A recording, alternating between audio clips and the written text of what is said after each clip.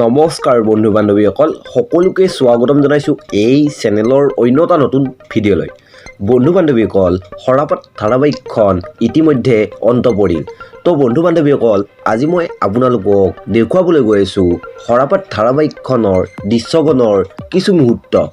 আশা কৰোঁ ভিডিঅ'টো চাই নিশ্চয় ভাল পাব।